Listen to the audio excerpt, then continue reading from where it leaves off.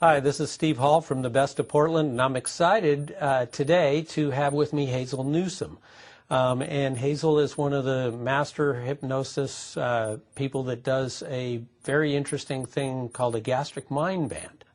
So let's ask Hazel. Tell me a little bit about how you found out about the gastric mind band and how you became to be one of the practitioners. Well, I was at a meeting of the National Guild of Hypnotists, and somebody came in with an article and said, "Oh, have you seen this?" This was last year, 2009, and it was about the gastric mind band. And I already had a practice in Olympia where I was doing weight release, and so I decided that would be a very good addition to my practice. Now, weight loss and hypnosis is something that's been around for quite some time. But this is a new twist on it. It's another level. It's another layer. It's something that's different. It is. You know, many people have the lap band put in. And this is something that simulates that under hypnosis. People are convinced under hypnosis that they've had a band fitted. Not everybody either is eligible for surgery or wants surgery. This is a program that's over 4 days, and the surgery session is on the 4th day. But the first 3 days are about cognitive behavior. We go into the whys and wherefores of how they got to where they are. When people come to me, hypnosis is usually a last resort for weight release. And they've tried everything else, and so then they come for hypnosis. But the gastric mind band really grips them because it is a new element to the whole process. And they are usually, I hate to use the word desperate, you know, but they're really looking for a solution. Right. And feel that this could be it for them. Right. So typically, most of the people that you've worked with have been down this path a number of times with a number of different methods. Yes. That's part of the process, isn't it, is that they're really ready to do something. Absolutely. Motivation. Yeah. It's about how motivated a person is. You know, have they got to that point where they just can't take it anymore and they're willing to try? It's really important now. It is. It's very, and people have different motivations, because weight release in itself is just that. It's letting go weight. But it's the end result that they're looking for. I really concentrate on empowering people, because a lot of people, they're very empowered in other parts of their life. They have control in other parts of their life. Comes to the food, and they feel that they're out of control, and that's disempowering. And I think empowerment is very important. So that's one of the main things that we really work on in the first 3 sessions, is taking back control of their eating habits. And dieting deals with this from the outside. Right. It's all in the conscious mind. But with this program, you go into the subconscious mind and work with the desires, the triggers. People have the regular band inserted, the surgical band, and then find in time that they still are eating there, and they're getting round that band. If they have that motivation, if their desire to eat is stronger than their desire to be slim, they are going to get round having a band fitted. Right. Well, that's kind of why I was excited about this procedure, is because it could actually enhance a lap band operation if somebody had that. This hypnosis allows you to get in there and address some of those issues and maybe take away some of those cravings, address them, find out why somebody does that? Exactly. That's right. It goes in and finds what are the triggers, because most of it is emotional eating in some way. You know, people are, they eat for various reasons. Well, we like to think we all do things for logical reasons, but our experience tells us otherwise. Our subconscious mind has a lot of memories. Every memory, every event is stored in the subconscious.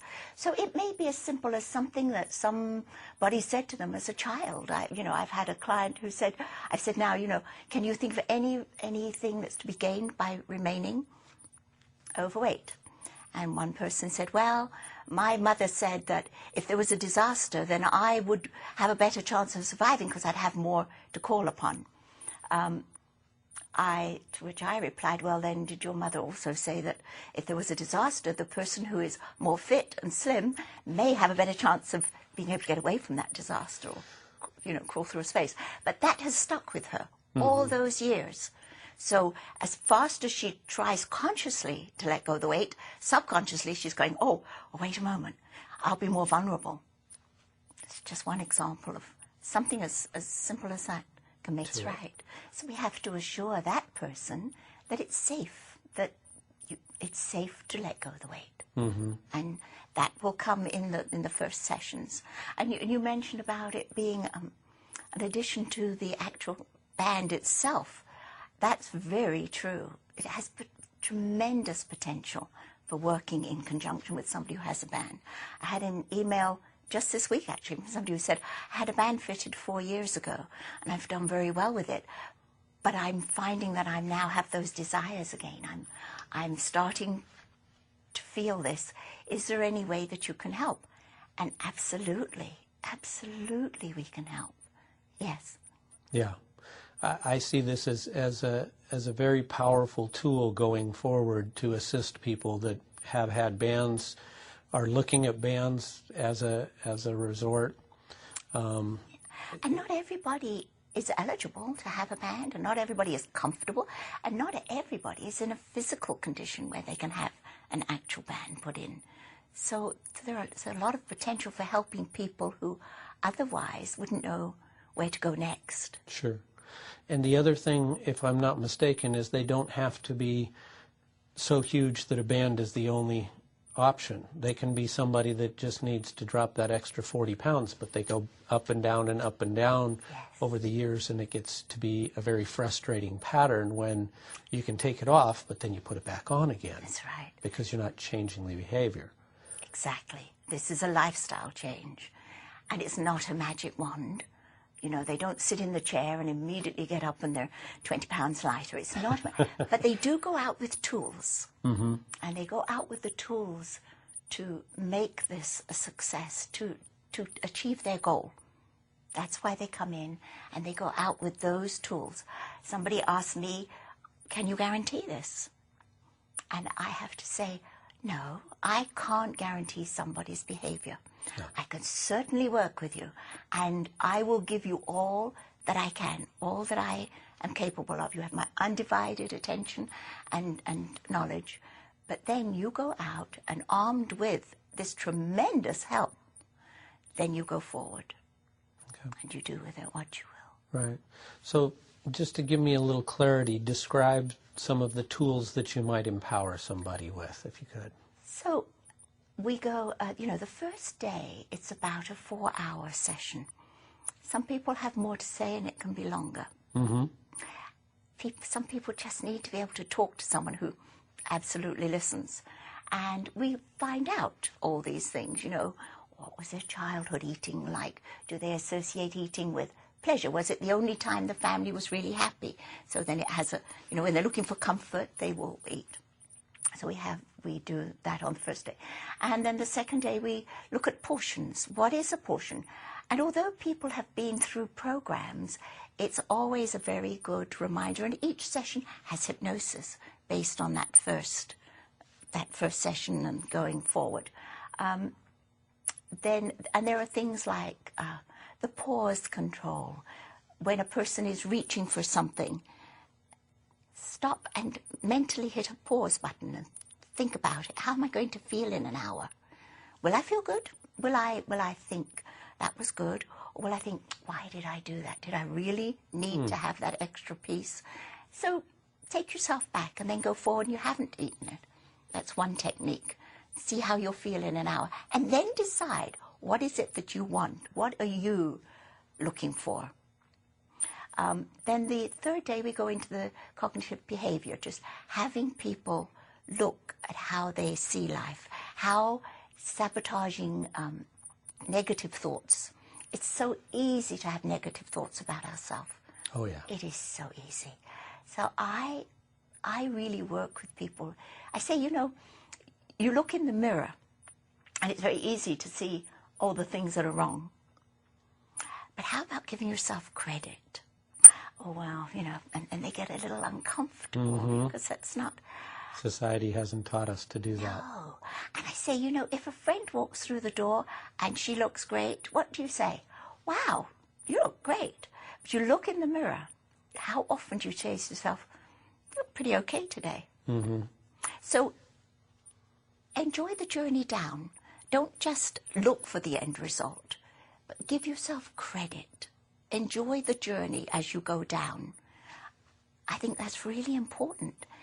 That also is empowering to be able to look in the mirror and say, look pretty okay today. Yeah. But it's hard for people.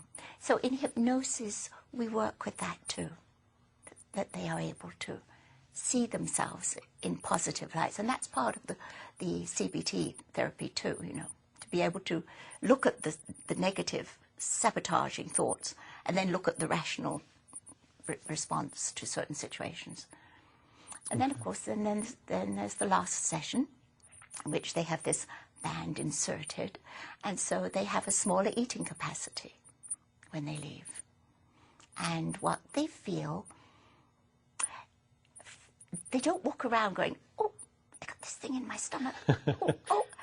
No, but amazingly, the capacity to eat is so diminished that 1 or 2 bites of something suffices, and then they're feeling full. And one of the big things that I stress and is part of this program is there's no deprivation. You cannot sustain deprivation. No, you can't. You can't. That is why, in many ways, diets are doomed, because it's based on what you can't have and what you can't do. And people can do this for so long, and then they rebel. Then something in them, who says I can't have it? Right. I'll show them I can have it. And once you start, then they don't stop. So this is about not feeling deprived. It's being able to have that. If you choose, you are constantly making choices. I have a saying that you are in every moment deciding who you are. Yes. And that applies when you put food in your mouth. For sure. You decide who do you want to be.